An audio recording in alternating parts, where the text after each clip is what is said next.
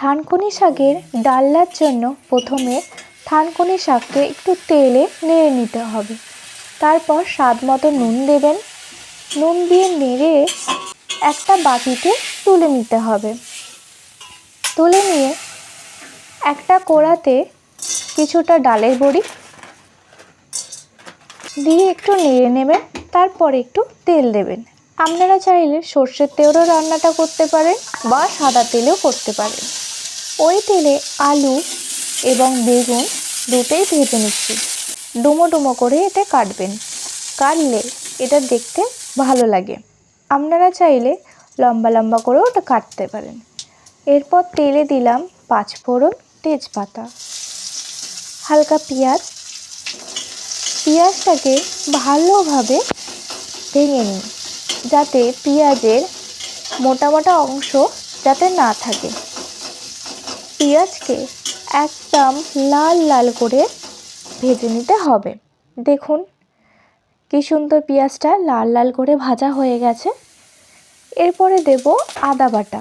আপনারা চাইলে রসুন বাটাও দিতে পারেন। আদা রসুনকে একটু ভালো করে কষে নিতে হবে। এরপর দিলাম হলুদ গুঁড়ো, লঙ্কা গুঁড়ো। হলুদ লঙ্কা গুঁড়োকে একটু ভালো করে নেড়ে চেড়ে নেবেন।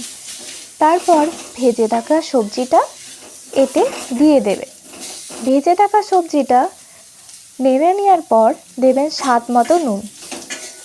একটু খানিকটা নাড়িয়ে নিয়ে দেবেন জল। আমি এখানে মগ দিয়ে জলটা ব্যবহার করছি। আপনারা 1 কাপ জল দেবেন। দিয়ে 10 মিনিট সেদ্ধ করে দিতে হবে ওতে ডালের বড়ি এবং সেই ভেজে রাখা শাক। শাকটা দেবেন আলুটা সেদ্ধ হয়ে গেলে। দেখুন আলুটা কি সুন্দর সেদ্ধ হয়ে গেছে। তারপরেই শাকটা দেবেন, কারণ শাকটা বেশিক্ষণ সেদ্ধ করলে স্বাদে তেতো হয়ে যেতে পারে।